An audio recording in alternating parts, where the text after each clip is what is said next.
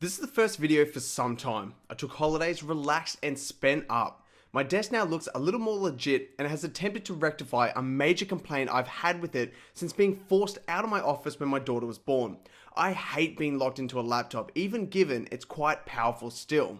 I had been looking for a dual screen setup, but it's hard finding that model that can complement a 17-inch laptop which has a distinctive look and feel. In comes the AOC I2367FH, a Full HD 23-inch IPS monitor, and you can get it for only $160 from Amazon.com, so check out the description below. But let me tell you all a little bit about my time so far.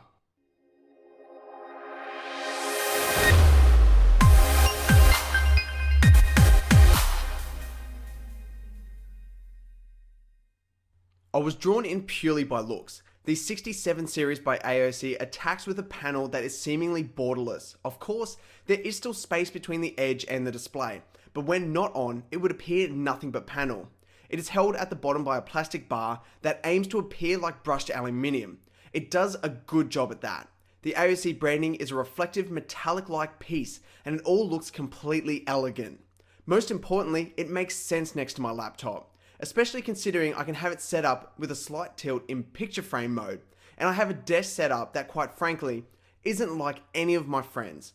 And it is also sturdier in this orientation I found than the panel on the supplied mount, which while also attractive in its own right and weighted enough to give me peace of mind, only provides a tilting option, and I found the display wobbled a lot.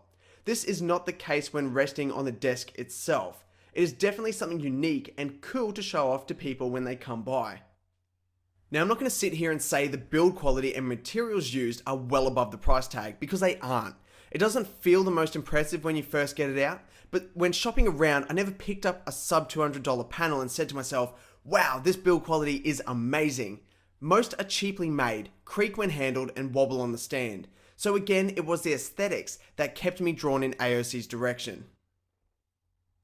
Now how does it go as a monitor? I must say I expected worse. It has a resolution of 1920 by 1080 at 60Hz, displays 16.7 million colors, and a contrast ratio of 50 million to 1. It looks great once calibrated to taste.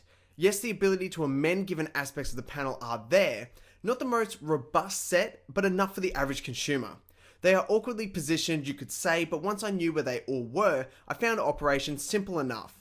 The color presets did not work for me at all. I created a custom entry and ended up with a picture I thought to be quite accurate, with plenty of color depth and excellent contrast. The viewable angles are incredible as well. The one pitfall, the speakers are quite tinny, so make sure you have a nice set of headphones if not an external speaker system. On the spec side of things, it operates with a pixel frequency of 148.5 MHz, adequate brightness at 250 candela per meter squared, scan frequency between 55 and 75 Hz, and for the gamers out there, 5 millisecond response time. For cost really, this could have been worse. It isn't the ideal 1 or 2 millisecond response time like I would have preferred, but I brought the PS4 in for this video and have played it without any glimmer of an issue. So given the setup you've seen, it is obviously feeding off my ASUS laptop. This connection can be over 15-pin D-sub or one of 2 HDMI ports. This was important for me as I like knowing that I've got the freedom to throw some media through an extra HDMI port if need be. The AOC I2367FH is a perfect solution for my particular set of circumstances. I did not want to spend a lot, but I wanted something original and defining for my setup. It needed to meld well with my current laptop I'll be forced to run for the time being, and it needed to give me an excellent picture and freedom to run a gaming console.